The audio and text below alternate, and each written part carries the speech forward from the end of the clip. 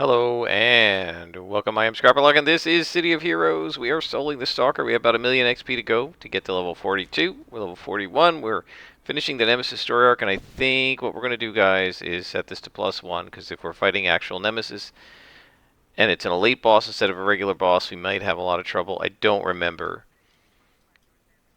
how this story arc concludes. Oh, wow, and this is the Ghost Ship, which is an event that happens in the zone sometimes. And then there are like evil ghosts that come along with it, I think. Um, Very cool. It's got a very cool look to it. The ghost effects in COH are pretty awesome. Okay, so we're going to Callisti Wharf again. And we're going to head over there. And as we go, I want to talk about gamification. I don't know how this ended up in my feed, because I pay zero attention to this stuff. I think it was somebody showing another person's video, and I don't remember what the topic they had. It was looking at finance stuff and stocks going up and down, and so what they were showing was they were looking at dating apps, almost all of which are owned by one company actually, and then there's one, I can't remember which one, that's not. And so, but they were looking at both of them, and their stocks have dropped by between 60 for the one company and 90% for the other company over the last few years. And apparently a lot of the users, 75 to 80% of users, I think it's 75% of men and 80% of women, are dissatisfied with their dating app experience. And they were saying that whichever company it is that owns most of them, their most recent CEO worked at a game company, and one of the things they're trying to do to attract more usage in these dating apps is to gamify the app. What's going on? I'm supposed to be finding a mission here. Did I go to the wrong place? I don't know why I got a badge. Oh, there's just a badge marker there. Okay. So yeah, they're gamifying it. They're putting in loot, the equivalent of like loot drops, loot boxes. Like, I guess if you match enough people and you contact them, you get a coin or something. I don't know exactly how it works, but it just seems absolutely bananas to me that they would have to gamify dating. But I guess the reason I talked about it is this is a game, and one of the things that they've been talking about in education for a long time is gamifying education. And this always reminds me of one of my best students. Her name was Erica. She was a single mom. She was fairly young when I had her, so she must have had her child at a pretty young age.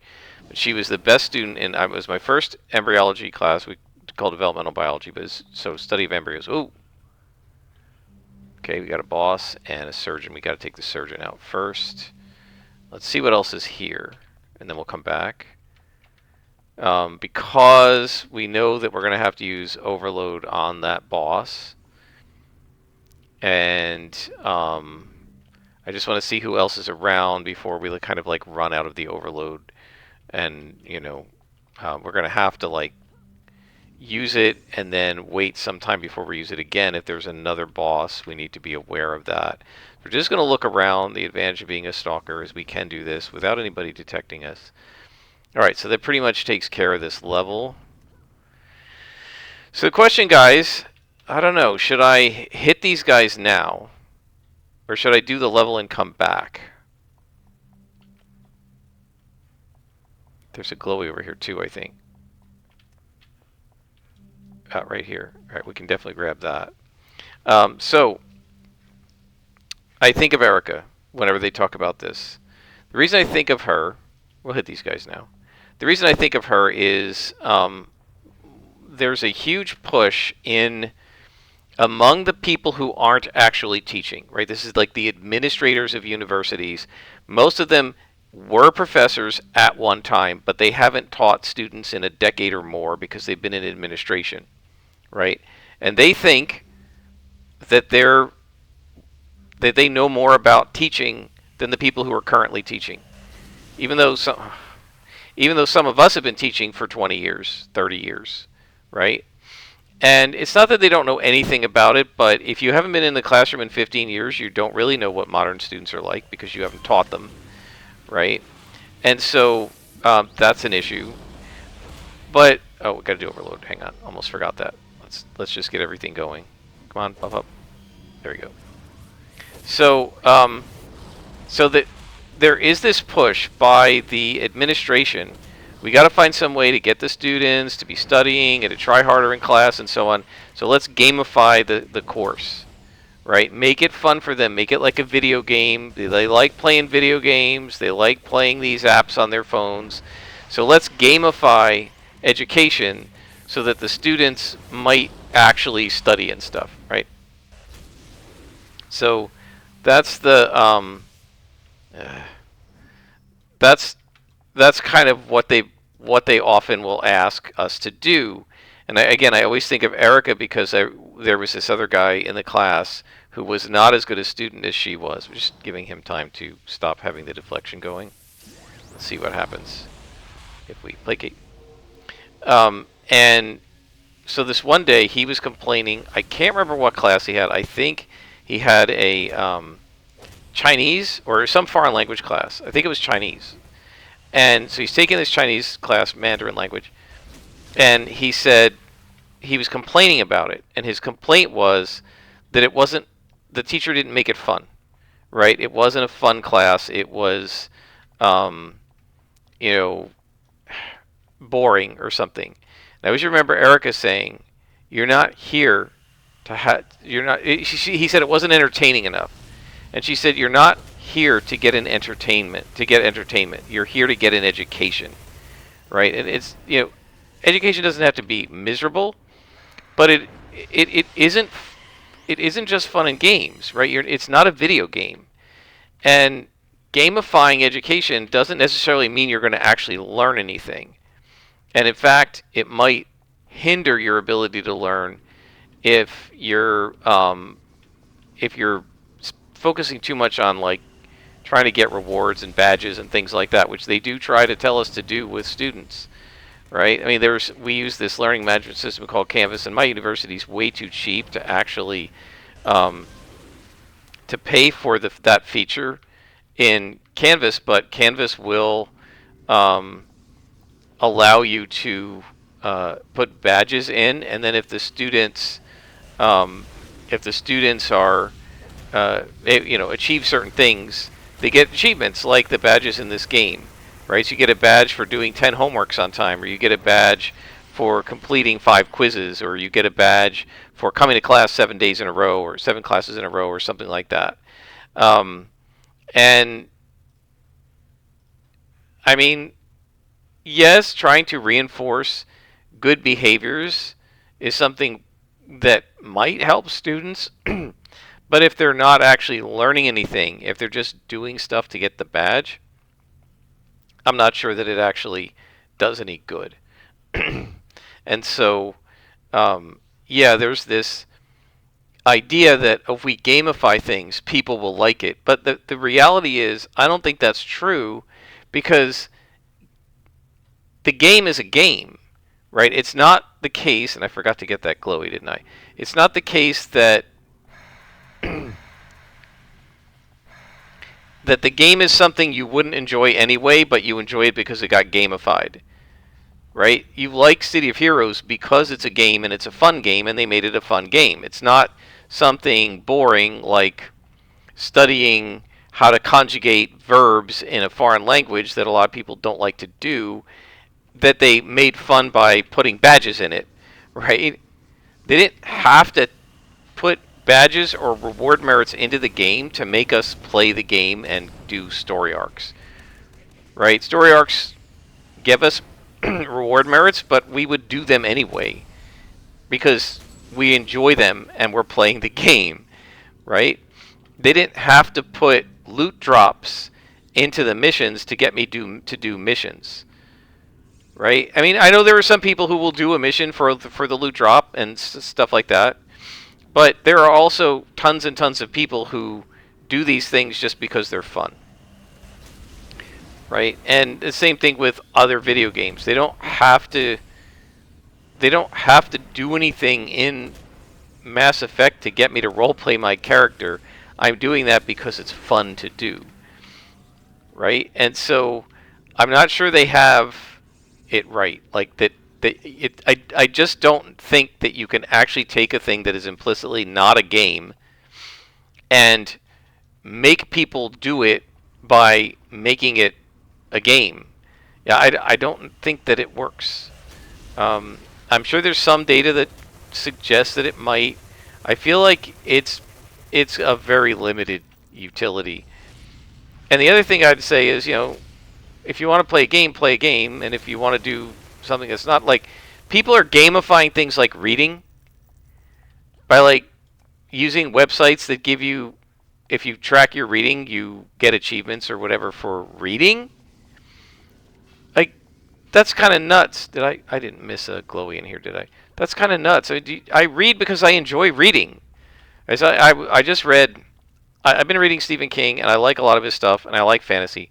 So he has this fantasy book, at least it was billed as a fantasy book. It's really more of a fairy tale called The Eyes of the Dragon. I started reading it on New Year's. It's the end of January. I just finished it the other day. It is only 400 pages. The Stand, it are three times that long. I read them faster. I could not get into this book. I just didn't enjoy it. Gamify it all you want. I couldn't get into the book. I didn't enjoy the characters. Hang on. I will continue that story, but I'm going to pause for a sec. I'll be right back. All right. Sorry about that. I'm back. Yeah, I've spent a lot of time thinking about the book and why I just couldn't get into it. And I feel like it just didn't like any of the characters. Didn't care about any of the characters at all. And so I didn't read it much. I read a few pages and then I would stop, and then I'd read a few pages and then I would stop. So I just wasn't feeling it. I wasn't enjoying it. Okay. And so I finished it. And now I'm reading a book called The Strength of the Few, which is a sequel to The Will of the Many. It's a book I really enjoyed. I read that over Christmas. That was a book I read before The Eyes of the Dragon, and I had ordered The Strength of the Few, but I didn't have it yet, so I started Eyes of the Dragon. Figuring it's a short book, I'll get through that and then do the sequel to this book that I liked, and it ended up taking me a month. I started it yesterday. I'm 100 pages into it. Gamifying has nothing to do with it. I'm enjoying that book.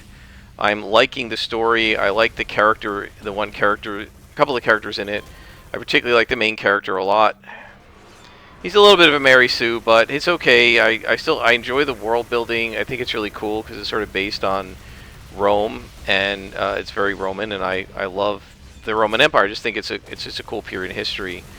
And so I have had a lot of fun reading that story, and this was not due to gamification, right? It was due to I enjoyed the book, right? So I don't think any amount of gamifying reading would have made me read The Eyes of the Dragon faster, and I don't think any amount of gamification is needed for me to read The Strength of the Few. I'm enjoying the book, so I'm going to read it. And so I don't know. I feel, and it's not, I mean, I like games. I like video games, and I like to play them, but I don't think that turning what I'm doing into a game, they're even talking about, like, there are writers who talk about gamifying your writing. So, like, you try to beat your word count total every day. I don't know how that works. I don't know how that could ever work, because writing isn't just about spewing out as many characters on a page as you possibly can, right? Writing is about getting quality stuff on the page. I'm not saying the rough draft, the first draft, has to be perfect, but you don't want to write Drek on every page just because it's stuff, it's volume. I mean, I do that in my journal.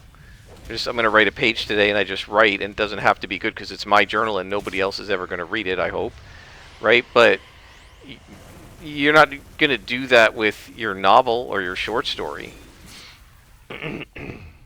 I do agree with the idea that you should try to write every day, and I haven't been lately because I've been spending a lot of time looking into board war games and cataloging them and making lists of them and deciding which ones to buy. But yes, I do agree with the idea that you should try to write something every day.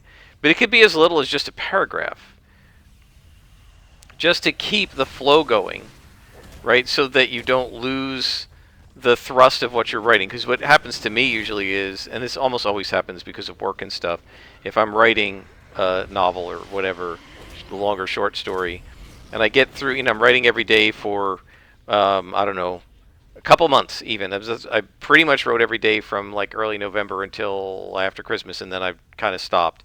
So I wrote every day, and I ended up writing about 120 handwritten pages, which is pretty good. It's a lot. If you keep writing every single day, you will get stuff done, and that's why they recommend to people to write every day, and you don't lose the flow of what you're doing. What happens to me is if I don't at least write a paragraph or two every day, then eventually I will kind of lose the thread of what I was writing, and now I'm going to have to go back and reread all that old stuff just to remember where I was, right? And that often can throw you off and even lead to, it has led me, if I wait long enough, to being unable to get back into it and finish the novel.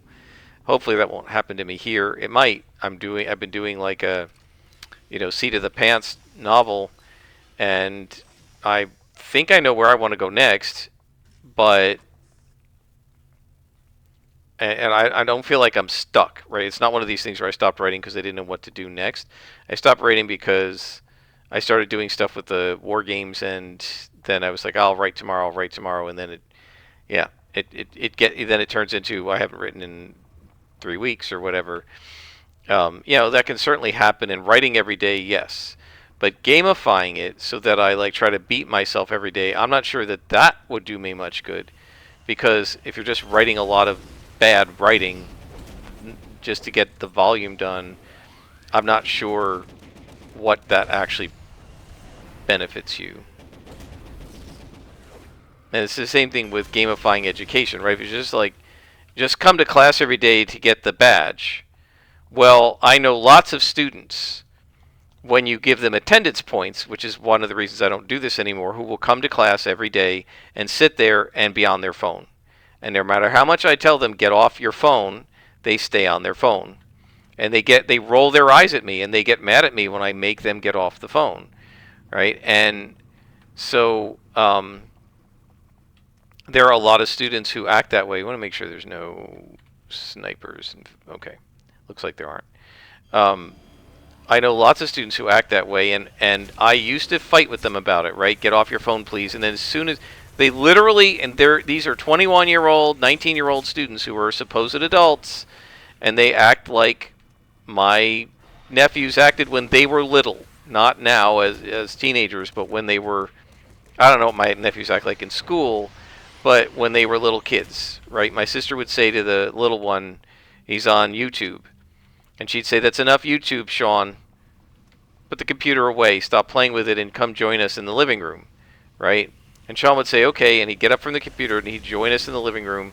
5 minutes later, he's back on the computer, right? This is when he was like 6. And my sister would say, what did I tell you?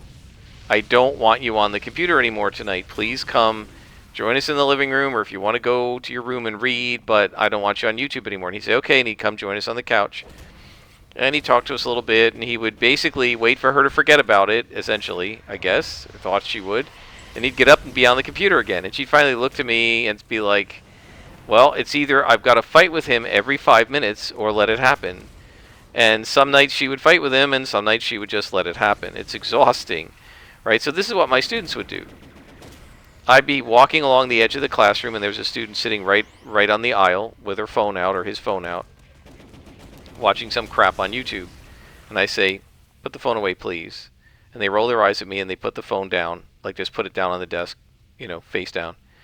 And then I walk away, and I go to the other side of the classroom, and immediately the phone's back up, and they're doing it again. Right? So if I don't stand there and watch them, they'll just keep taking the phone out. And I used to do the battle, right? I would have the battle with them.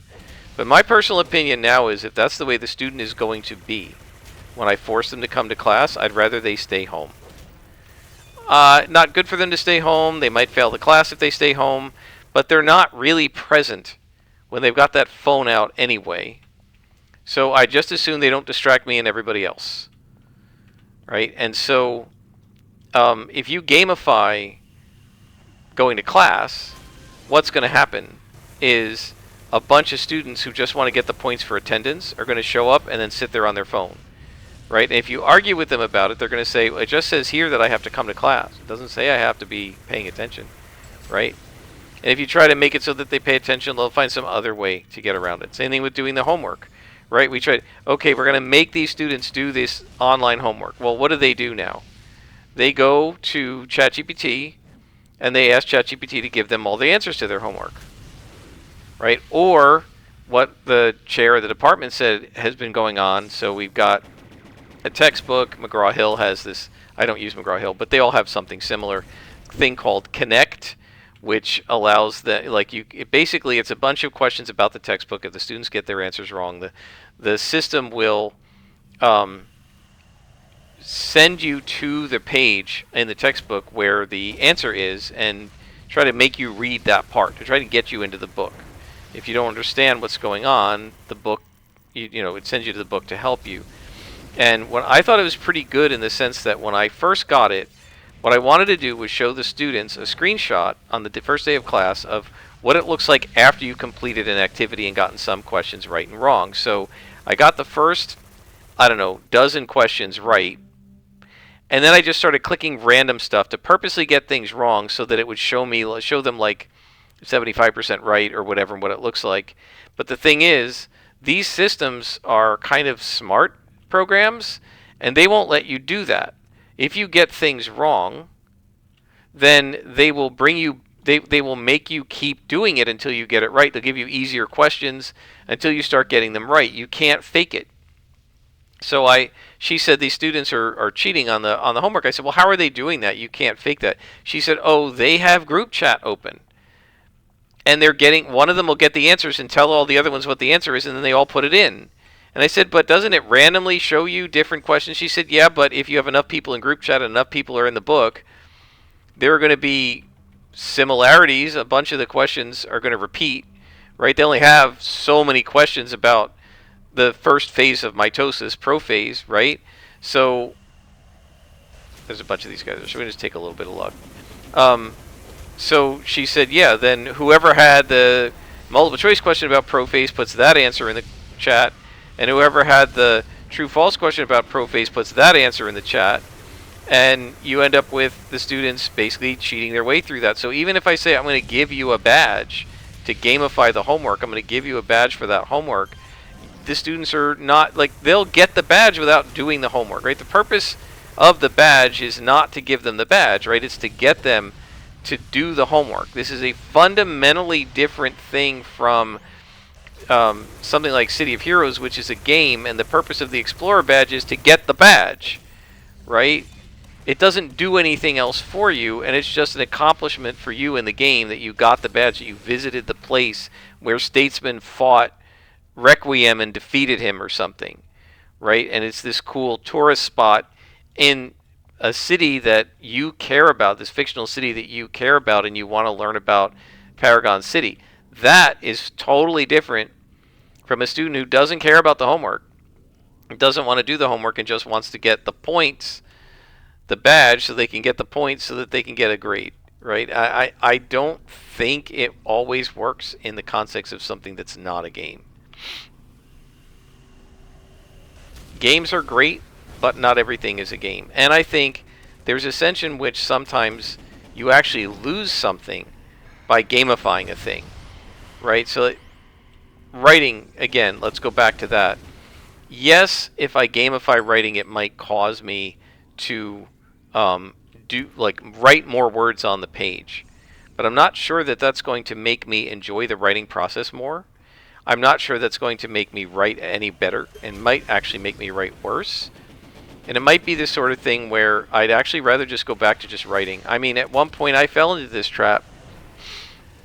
The one guy was like, I think it's Brandon McNulty or Jed Hearn, one of them. They're amateur writers or whatever, self-published writers, and they put advice for writers on YouTube, and they often give pretty good advice.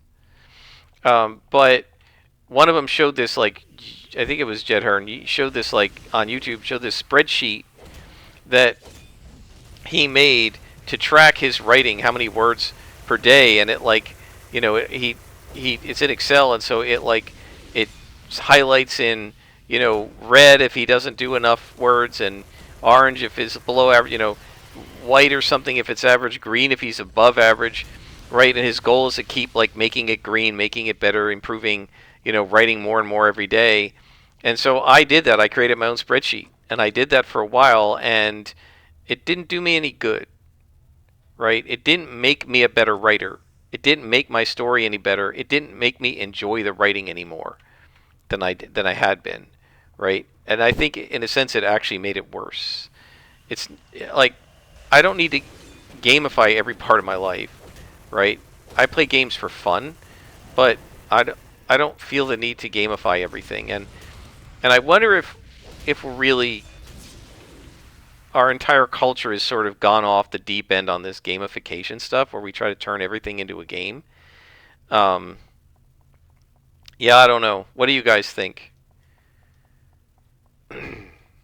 I mean, just the idea that they have to gamify dating apps to get people to you, like, I don't know. When I was a young person, dating was supposed to be something you did because you enjoyed it, not because you were trying to earn badges, you know? Is it not things, do people not, I mean, I haven't gone dating in decades, but do people not like to date? I don't know. And if you don't like dating, why would you do it? I don't know. It's very strange to me, this tendency to do all the gamification.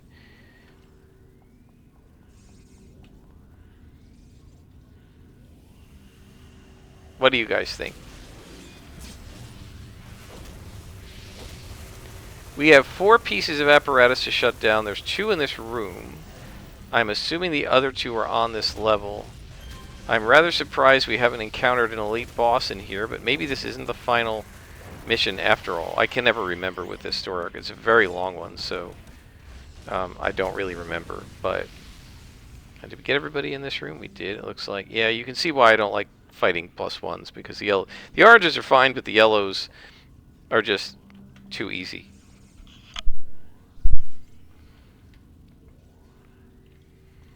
Alright, so there's 2 to go.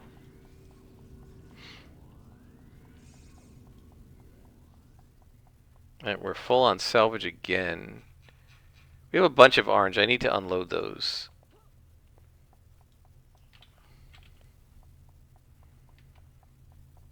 I love how these guys are just like marching in place.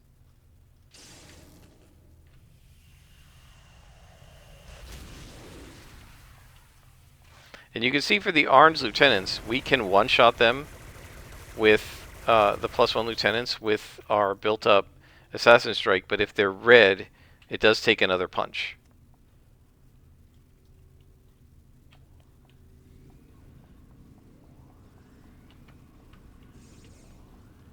Are there other snipers in here? Because if there are, they will shoot me from afar. And I don't like, it's fine if they do, but I just want to know who's there so I'm ready for it.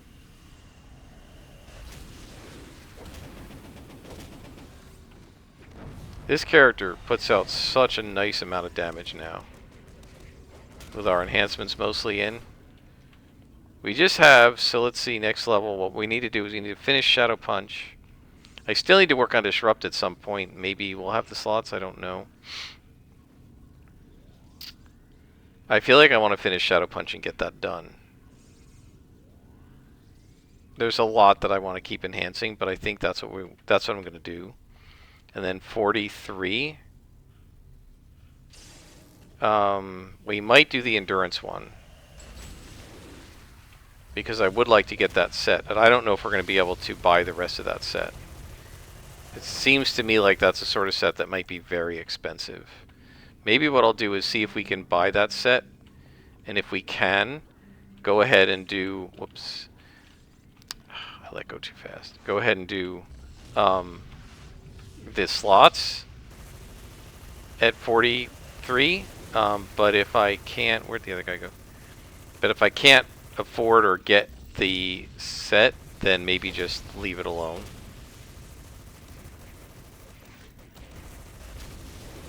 How are we doing on reward merits? Are we still at 846 or whatever it was? 830, 827. Yeah, we got a ways to go. What are you doing here? I didn't even see you. Standing on this electrical current or whatever this thing is, this energy thing. Doesn't that hurt your feet? I mean, it doesn't hurt mine. I'm an energy aura defense character, but you just have boots. Okay, so that wasn't the end, and I could have left it on +2. Sorry about that, guys. Yeah, this is a very long story arc.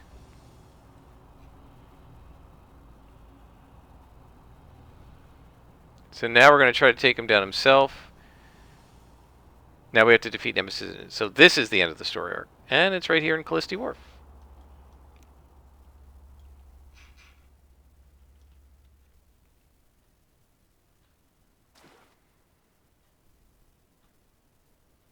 Is the water different in here? I feel like it does look a little better in here.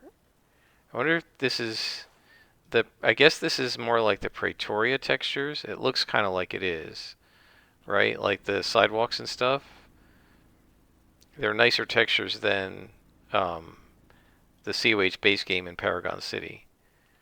I remember coming in here back in the day, and players used to gather here in this plaza and do a lot of role play. And I remember meeting a bunch of the people from, it wasn't the Daybreak Initiative, it was my first super group, the United, in that spot.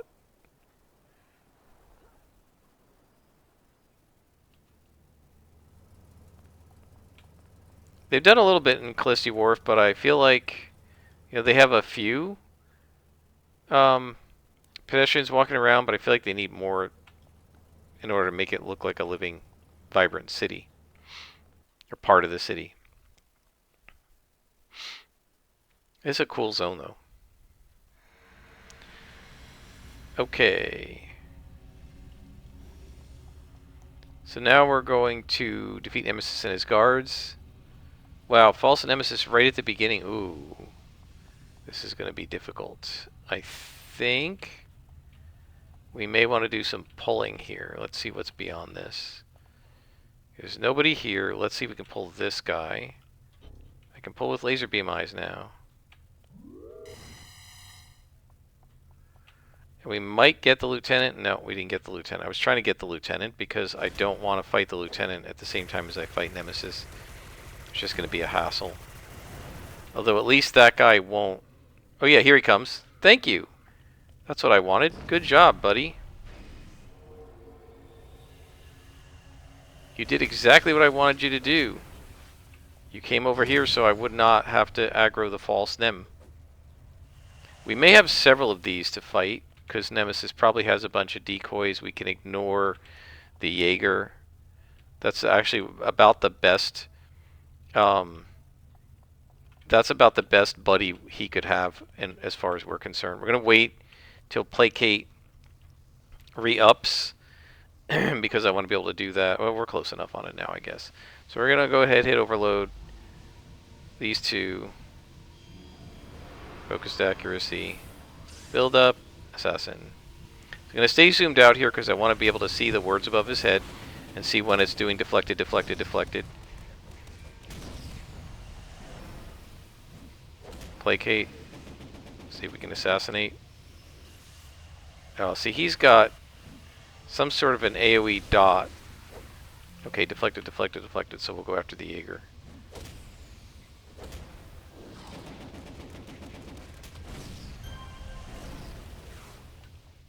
Now I'm going to run away from him a little bit just to kind of let his deflection bleed off.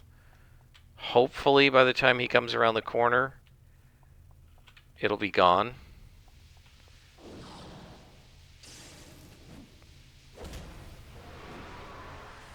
Can we placate? He put it on again. This guy, Nemesis probably wins the award for one of the most annoying named villains. He's basically like a Paragon Protector in terms of how annoying he is. That one's done. Let's go down this end. So we're looking for defeating Nemesis and his guards. So that guy doesn't count. We don't need to take everybody out in this level. But We'll go ahead and take most of them out if they're small levels. I'm not going to, like, take out whole rooms full of lieutenants with minions just because they're annoying, but these guys are okay. And I think it's called Vengeance, the thing when they juice the guys. Somebody gave me the name and now I don't remember it. I think he said it was called Vengeance. Alright guys, we're going to wait for Overload. I'm going to pause it here. When Overload's done, I'll bring you back.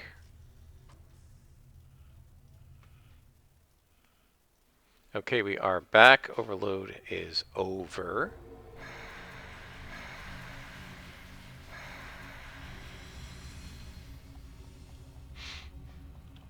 Oh boy. What do we got? Regular lieutenant, regular lieutenant, regular lieutenant, regular lieutenant. We're going to ignore those guys because they're just going to juice each other. And we're going to just see if we can find Nemesis. This lieutenant we can take out because he doesn't buff anybody. Come on.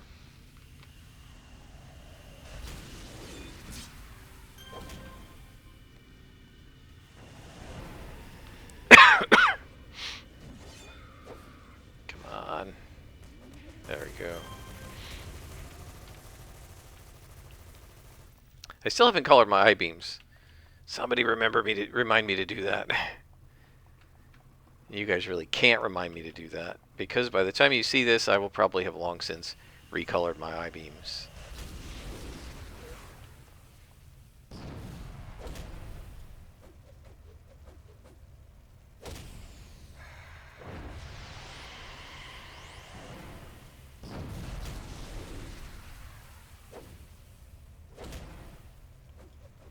Oh, come on with all the missing. It's so frustrating. Because you have the guy, and then because you missed him 4 out of 10 times, he's still standing there with a sliver. Is that's real Nemesis. Okay. These guys. Alright. We're going to need to try and do a pull here. And the other thing is, we got to make sure Overload is ready. So let's try the pull. Hopefully it won't wake Nemesis up. If it gets down to nobody left but him and one of his buddies, I will probably try to wait, and I'll pause it again until Overload comes back. Because I don't think we want to fight a level 42 elite boss, 40 plus 1 elite boss, without our panic power. Oh, I almost ran straight to him. Let's see, can we pull this guy? If we can't, I might run like a chicken. Alright, good. Because we definitely don't want the Surgeon in there, because he'll heal Nemesis. Again, the Jaeger is of no interest to me.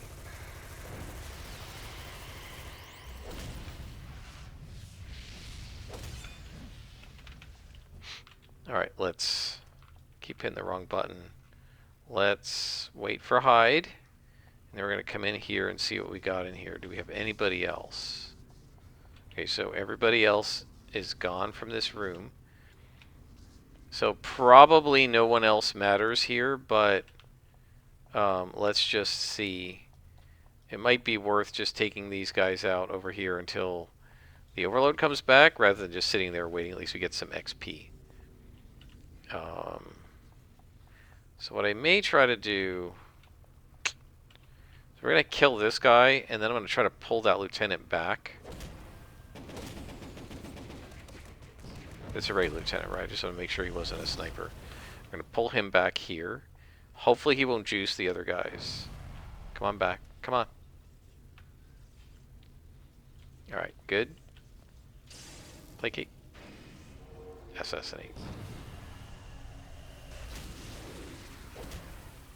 Let's see if he juiced anybody. We can tell because they'll be glowing red. Let's wait till we're hidden. Anybody glowing red down here? No. Excellent. Okay. So now we're going to come over here. This guy shouldn't juice those guys. So we can take this guy out. We're going to back this guy around here. Now, is there anybody? Oh, there is somebody over there. Be careful. Alright, we'll just take this guy out here. And if he juices anybody, we'll fight somebody else. We're getting close. So 2 minutes to go to get to fighting our EB here.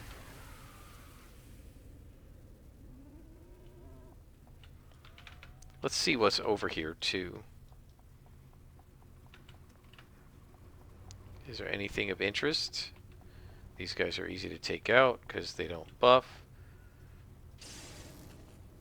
I'll just defeat guys until we are down to about 15 seconds, and then we'll go try to fight Nemesis.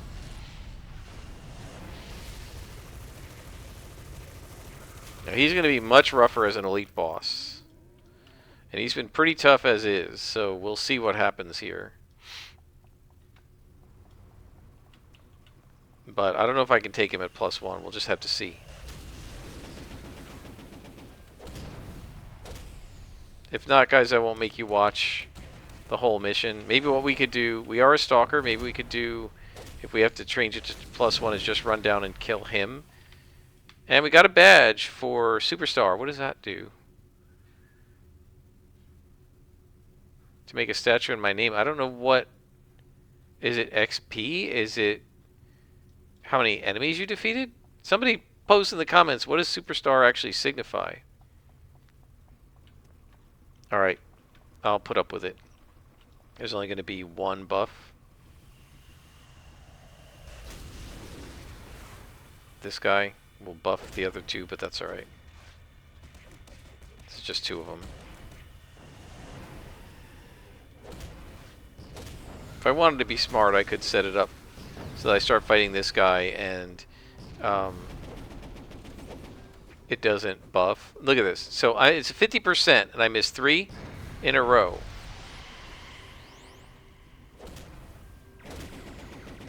Now it added up to 50% because I missed 3 and then I made 3.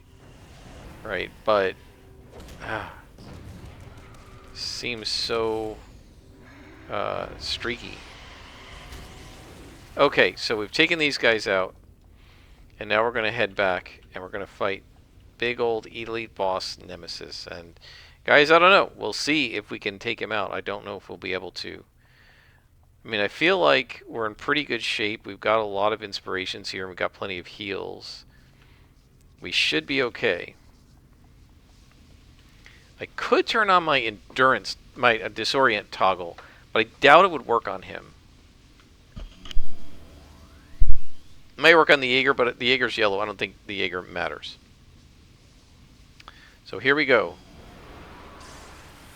We're going to assassinate Nemesis. I'm going to keep this zoomed out so I can see the words above his head. He's going to be much harder to take out than the other guys. Come on. I feel like a bunch of times I have clicked stuff and it's just not reacting.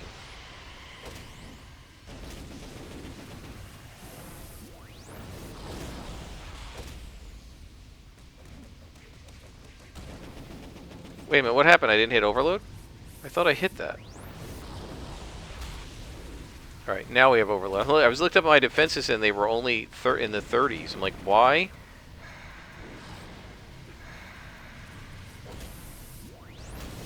Definitely getting some good crits in. I don't know, guys, does he seem no harder than the regular bosses? I feel like this guy isn't really any harder than the bosses have been. I thought he was going to be so much worse. Of course, it's not real Nemesis. Real Nemesis would never let you get him like this. Okay, there goes his buff. I'll let him chase me a little bit. This is mostly just to, like, let it wear off.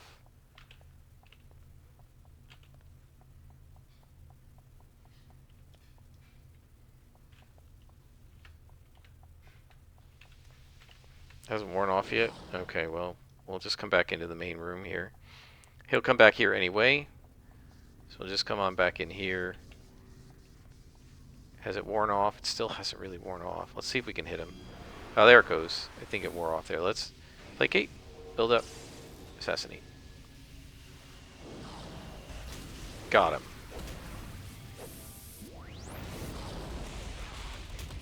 That's it. You keep attacking me instead of turning on your shield. We like that. There we go. Got him at +1. Actually, that wasn't...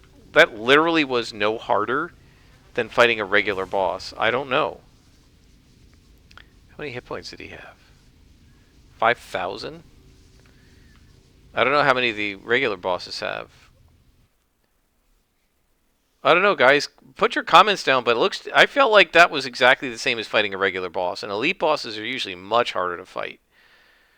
Now, I know he was a false nemesis. It's never the real one, right? But it was still an elite boss false nemesis. Shouldn't it have been harder? He did nothing to me. I feel like the regular ones were pounding my hit points and everything, even with overload. Okay, so we're done with Maxwell Christopher. And now there's Madeline Casey. Ooh. She's going to do Carnies. Angus McQueen's going to do Richter. Indigo's going to do Malta. Janet Kellum. I think Janet was right next to Maxwell. Let's go see her. Oh, but then there's Tina McIntyre too. Oh man, there's so many good contacts in this zone, in this level. All right, let's go to Founders Falls. We're going to talk to Janet Kellum because I figure let's do the two.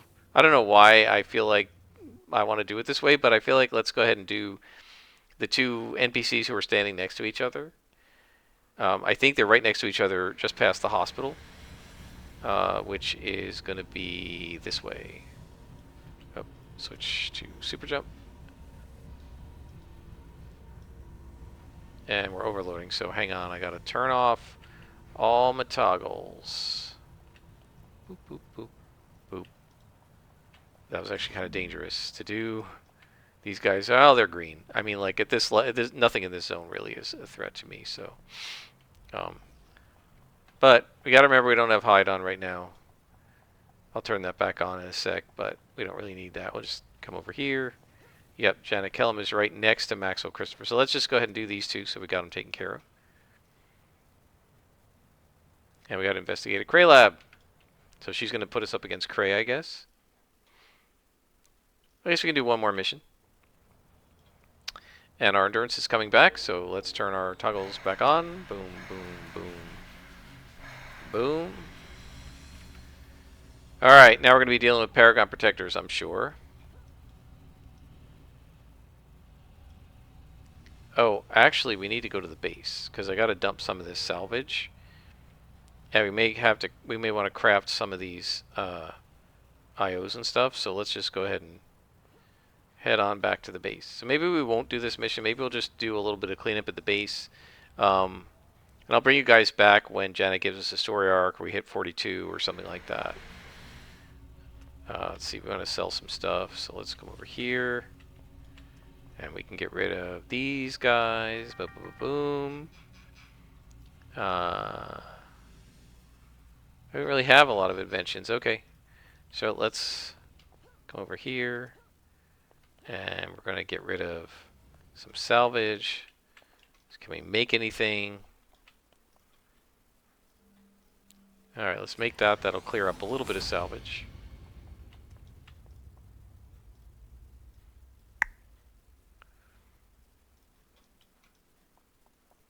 And then, let's see. We're going to get rid of our orange salvage right here. We already have 53, and we're about to put more in.